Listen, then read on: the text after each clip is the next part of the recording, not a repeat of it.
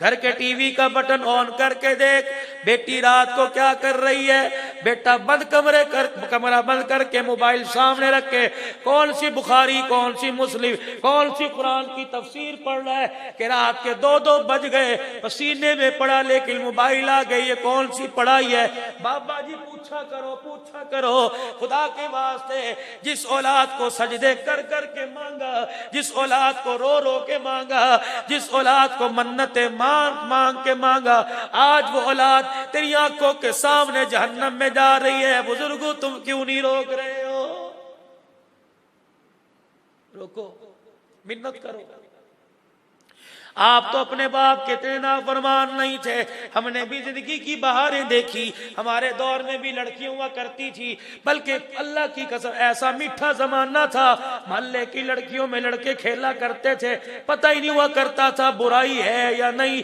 आज तो माशाअल्लाह दादी कहती है मेरे पुत्र नू देखा, मेरे पोते नू बड़ा सियाना हो गया है। हाँ अच्छा, मैं नहीं बताती, ये खुद बताएगा।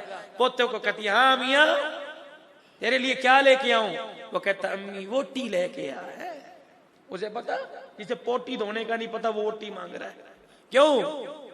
जब यहां था मां के पेट में, सुनो अजीब बात बतला के जाऊंगा, अल्लाह की कसम पहली मर्तबा कर रहा हूं, अल्लाह की तरफ से बात उतर रही है। जब यहाँ था यहाँ अल्लाह अकबर, बीवी भी यूं बैठी थी, चैनल बदल के देख रही थी। ओ बेहयाई औरत, तेरी आंख में जा रही थी, तेरी आंख के जरिए औलाद के सीने में जा रही थी। जो बच्चे के सीने में उतारा, आज उसके सीने पे वो पड़ते हुए तुझे रोना क्यों आ रहा है?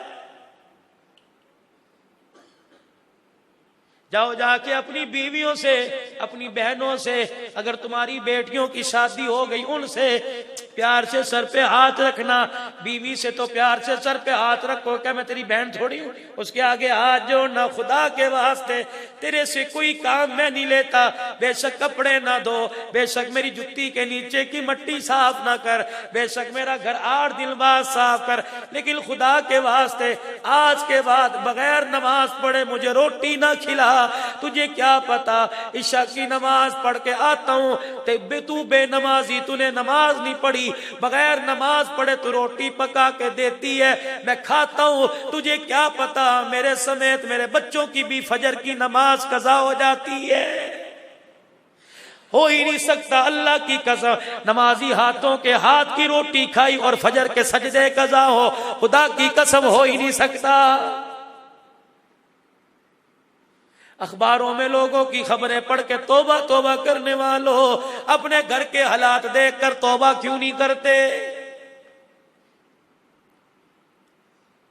एक और बात अपनी जाके औरतों को कह दो, खुदा के वास्ते जब किचन में बावर्ची खाने में लकड़ियों के चूल्हे के आगे बैठा करो, अगर तुमने लौल का जोड़ा पहना, तुम आधा किलो का जोड़ा तो बर्दाश्त कर रही हो, खुदा के वास्ते एक छटाक का दुपट्टा सर पे बर्दाश्त कर लो।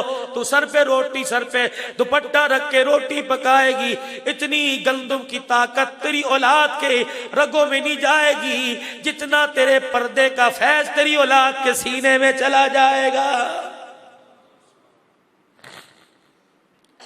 और आपसे मेरे बुजुर्गों में अर्ज करता हूं, क्या अर्ज करता हूं, सुनो भाई, कभी अपने बच्चों को बद्दुआ ना दो। ये बच्चा आया, अब्बे ने उंगली पर, अक्सर मौली साहब चीनी पढ़ के दो, मौली साहब दूध पढ़ के दो, मौली साहब फलानी चीज पढ़ के दो, मैंने पढ़ के दे दी। अगले प्रोग्राम में फिर मिले, मौली साहब असर नहीं हुआ, कुछ और अच्छा जी तावीज लिख के दे दिया। फिर अगले प्रोग्राम में आए, मौली साहब चीनी भी पढ़ के दी, तावीज भी लिख के दिया, फिर भी असर न हुआ। मैंने बुजुर्गों का हाथ पकड़ लिया, मैंने कहा बुजुर्गों ईमानदारी से बताओ, 5 नमाजों में कितनी नमाजें पढ़ हो? सिर खुजा के दांतों में उंगली डाल के खी करके दिखा दिया।